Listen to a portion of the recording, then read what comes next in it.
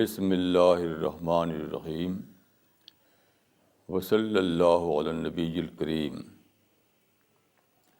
رب اشرح لی صدری ویسر لی امری واحلل عقدۃ من لسانی یفقہوا قولی. The present topic is life of the Prophet of Islam in brief. Prophet of Islam, Muhammad bin Abdullah bin Abdul Muttalib sallallahu alayhi wasallam, was the final prophet. Final prophet means there is no prophet after Muhammad sallallahu alayhi wasallam. This is not the completion of list of the prophet. It means that after Muhammad sallallahu alaihi wasallam, there is no need to send a new prophet, because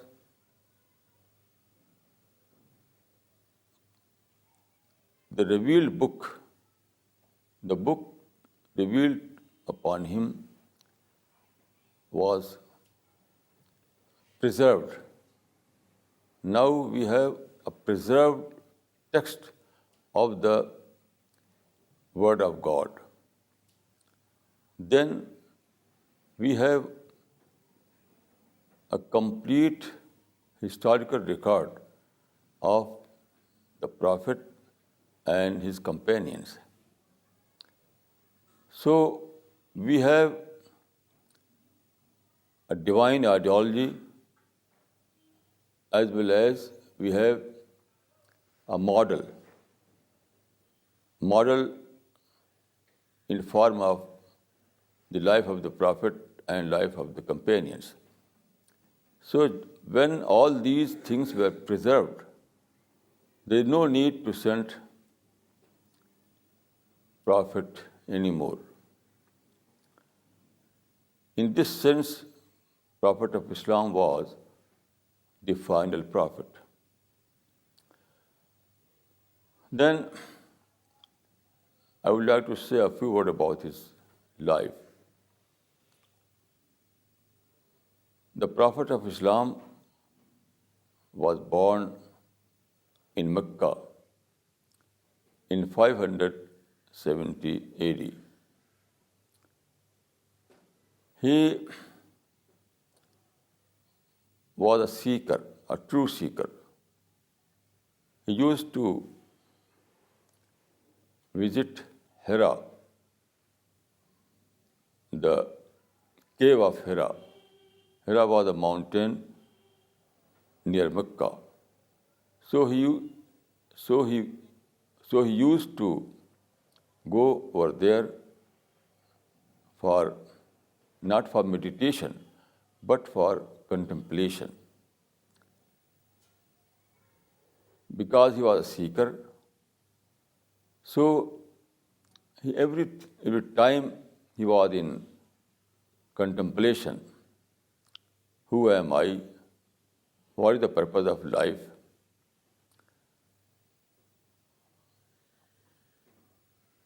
What is death and what is life?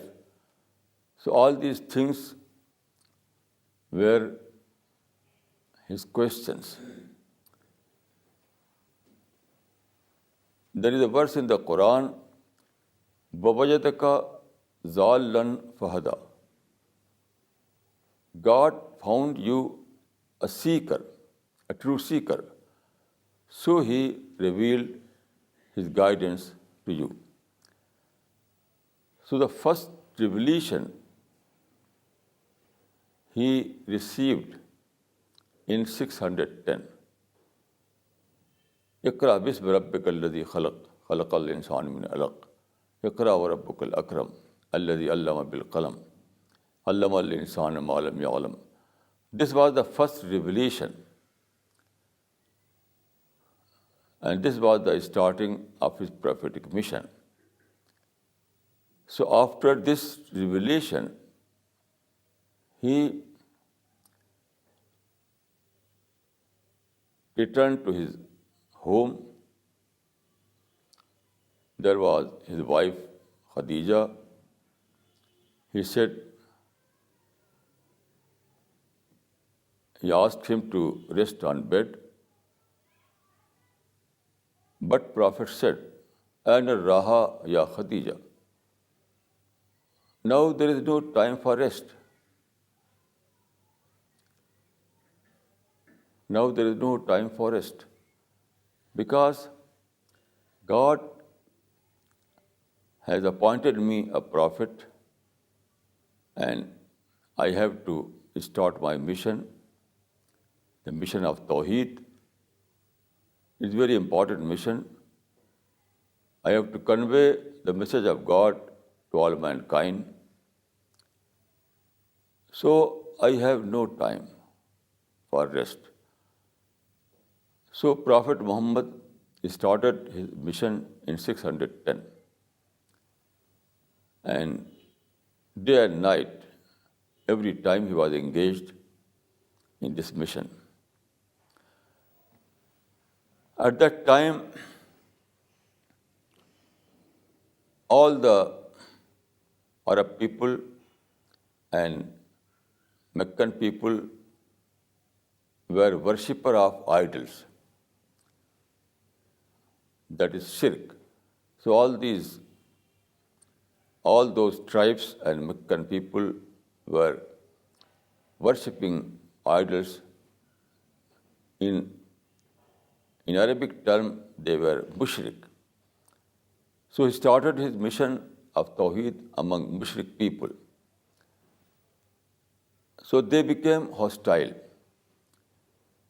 Some people accepted his message and embraced Islam, like Abu Bakr and Khadija and Zayd and Ali and Usman and some other people. These people were seekers. They were seekers, so they were recipient to this message. So they readily accepted Islam. But the majority of Meccan people turned hostile. The leader was Abu Jahl and Abu Lahab. They were the leader of Meccan people. So they turned hostile. Prophet always adopted sabr, that is patience. In early revelation, God conveyed him this verse, وَلِرَبِّكَ فَاصْبِرْ. Keep patience for the sake of God. So he was engaged in conveying divine message, and he always adopted patience. He never reacted. Then I would give an example what was his method. At that time, there was a most sacred place which is known as Kaaba. Kaaba was most sacred place, and it was a mosque. But at that time, Meccan people have turned it into an idol house. They have placed 360 idols in the premises of Kaaba. So it was very difficult. It was a horrible scene for the Prophet, who was a Muwahhid, whose mission was mission of Tawheed. So it was a horrible sight. But Prophet kept patience. During those days, Kaaba was also a place of assembly. These 360 idols belong to different tribes living in the country. So these people who are worshipper of these idols, they keep visiting Kaaba to worship their idols, to offer offering to these idols. So every day there was a gathering of these worshippers. So Prophet was given an advice by God, Inna mal usra yusra. With every hardship there is ease. It means that with every problem there is an opportunity. So Prophet used this gathering as an opportunity. He avoided the presence of idols, that was a problem, and at the same time he availed that opportunity. The method of preaching of Islam was very simple: to recite the Quran. This was the method of dawah at that time. So Prophet used to go to Kaaba and recite those parts of the Quran that was revealed to him. Then he used to say, Ayyuhan nas qulu la ilaha illallah tuflihu. O people, say that there is no God but one God, and you will get success. So this was a very simple method of dawah work at that time. God, Prophet never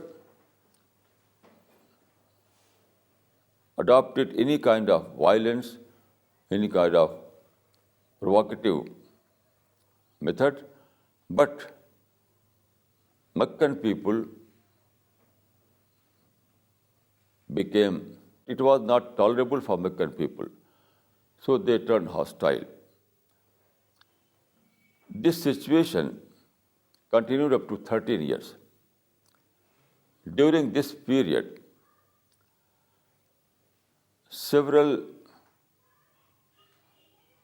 almost 200 people embraced Islam, near about 200 people. Then they became enemy and wanted to kill the Prophet.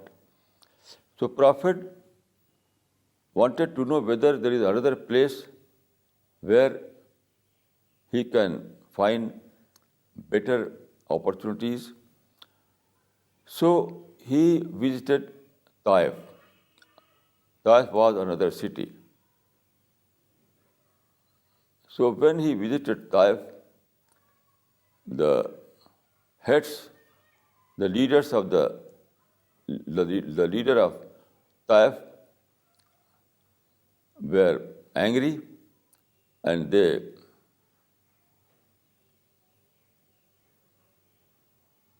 gave a very harsh reply. Even they humiliated him, and some of them stoned him. Then Prophet returned again to Mecca. Then he tried once more. He sent 2 of his companions to Medina. At that time, its name was Yasrib, only to explore the opportunity in Medina. So these two companions settled in Medina. They were called Mukri. Mukri means reader. You know, the language of Makkah and Medina was one and the same, the Arabic language. So it was very easy to convey his message over there. So these two companions settled in Medina. They were called Mukri. Mukri means reader of the Quran. So it was their method to recite Quran. Everywhere they try to recite Quran. So men and women of Medina were, after hearing this Quranic word, they were very much impressed, and majority of Medina embraced Islam. In book of Sirah, we read this kind of statements, this kind of references, that lam tabqa darum min duril ansar illa wa dakhala fihi Islam. It means that every home of Medina, in almost every home of Medina, people embraced Islam. So after this, Prophet migrated from Mecca and he settled in Medina. He established a center of Islam over there. First of all, he built a mosque, which is now called Haram-e-Madani. So this was the first mosque in the history of Islam. This mosque was like a Dawah center. It was place of worship. At the same time, it was a Dawah center. So this migration, which is called Hijrah in Islamic history, was very useful for Islamic mission. Every day people visit this mosque and they hear the word of God, the word of Quran, and they embraced Islam. So Islam every day was increasing in Medina. This situation was not tolerable for Meccan people. Meccan people were like leaders of the Arab. They were like leaders. Although there was no state in Arabia, only tribes, there was a tribal system, and there were so many heads of these tribes. But Meccan people, that Quraysh, were enjoying a very high state, very high position in Arabia. So they became angry. And then they wanted to attack. So the first aggression from Meccan people was at the time of Badr. So there was a battle of Badr. There was the first war in Islam between prophets and Meccan leaders. So it was very crucial time. And by the help of God, Prophet and his companions emerged victorious. They were defeated. 70 among those Meccan leaders were killed in the Battle of Badr. So Badr was a defensive war, and after this war, Islam became a force in Arabia. But although Meccan people were defeated in this battle, but they again organized their army and again they attacked Medina, and there was Battle of Uhud. So there were some battles and some skirmishes after Badr. Then the Prophet of Islam saw that the Dawah mission is, these kind of wars became an obstacle towards Dawah mission. Because when there is war and violence, it is not possible to carry on Dawah mission. So Prophet wanted to establish peace, so that to normalize the situation and to start our work again in normal situation. So he tried to negotiate, and after long negotiation, he was able to manage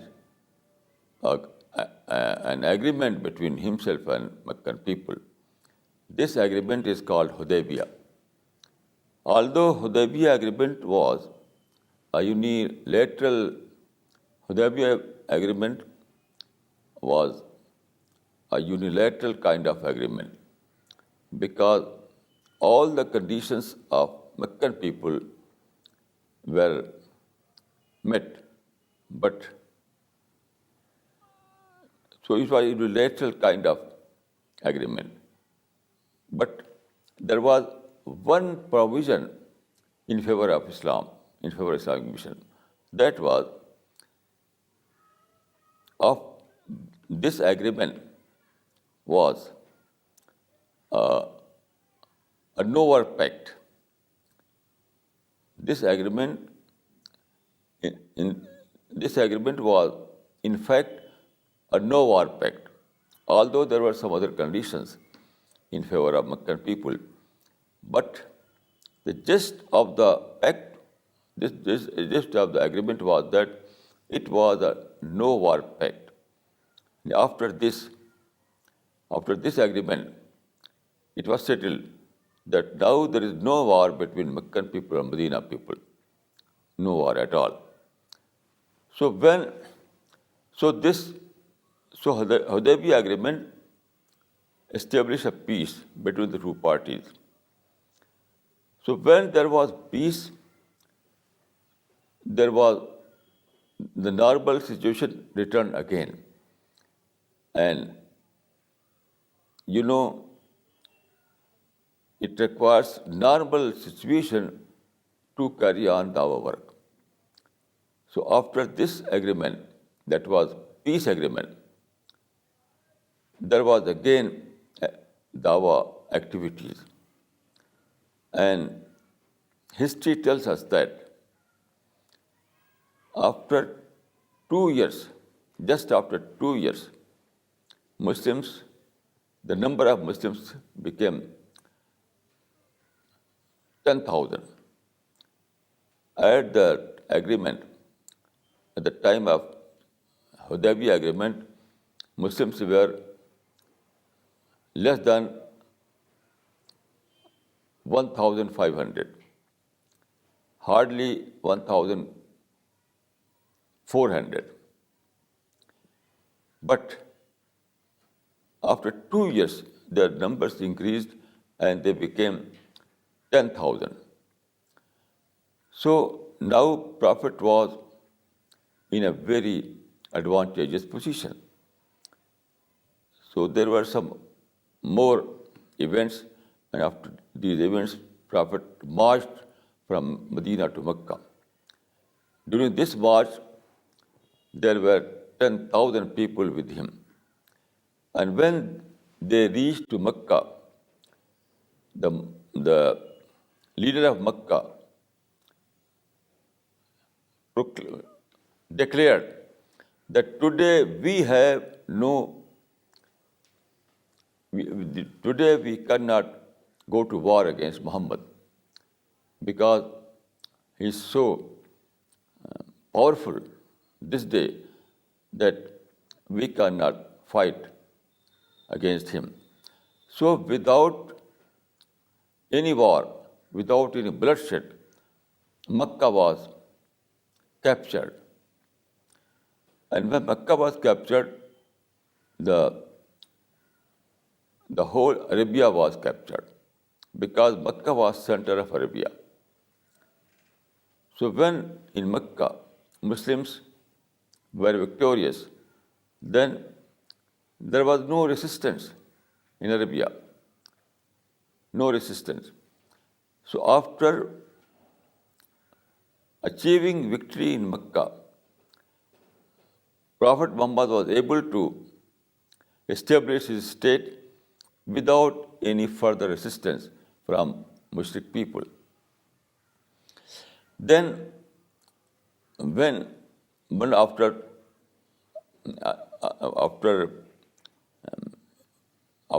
victory of Mecca, he started another negotiations with tribes. There were several dozens of tribes scattered in Arabia. So Prophet managed negotiations to all these tribes. And he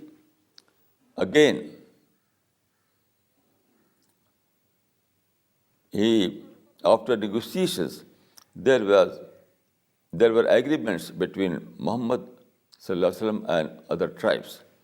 So the whole Arabia came under the agreements.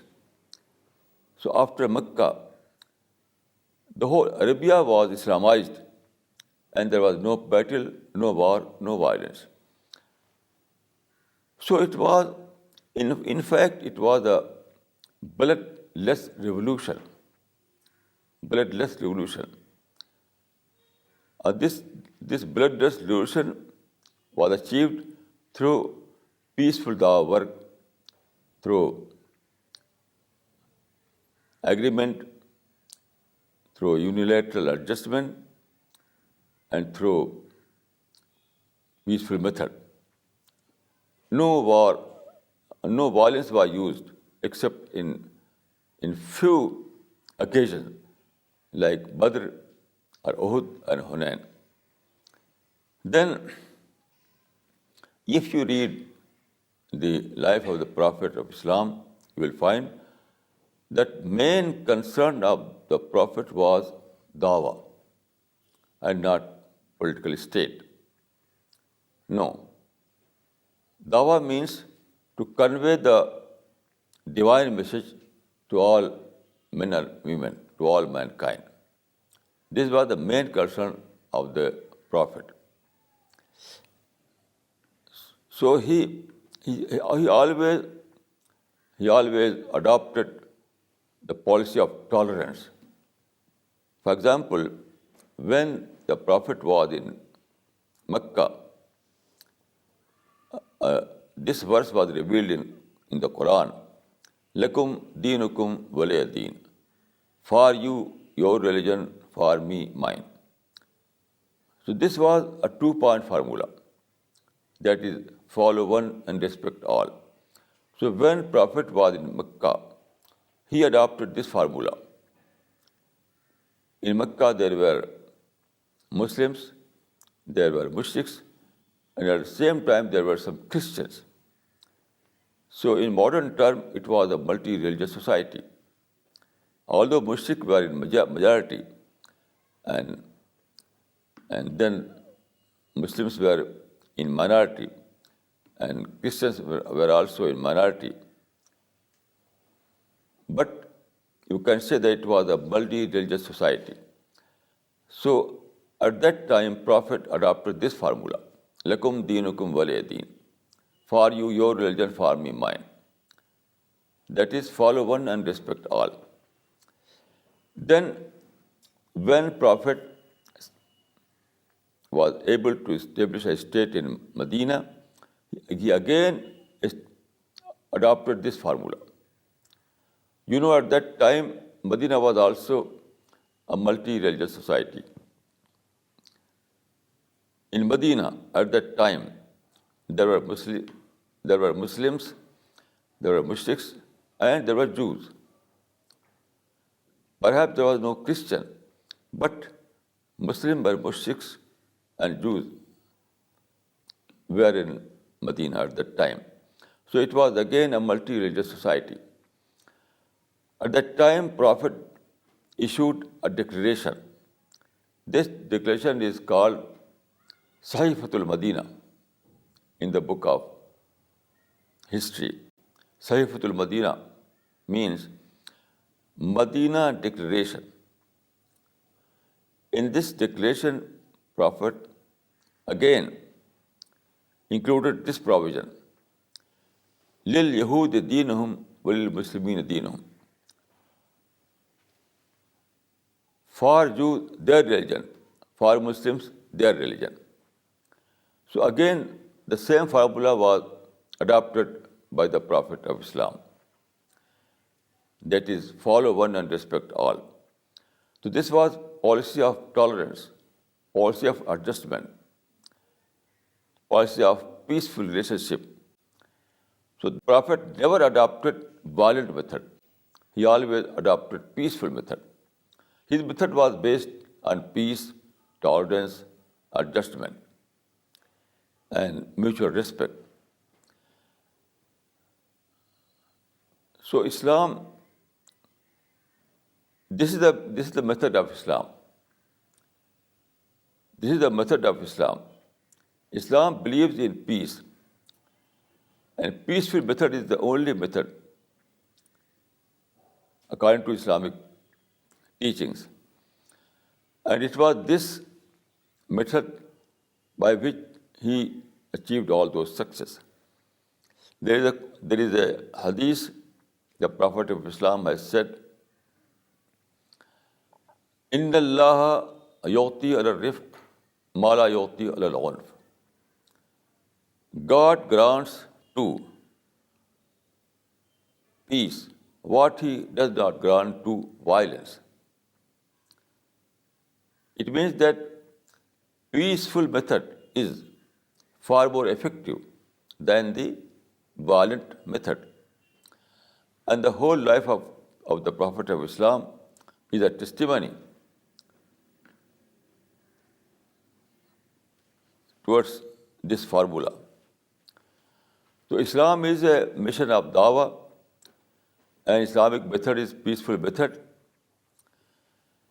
In Islam, there is no war but defensive war. Islam is a religion of peace in complete sense of the word.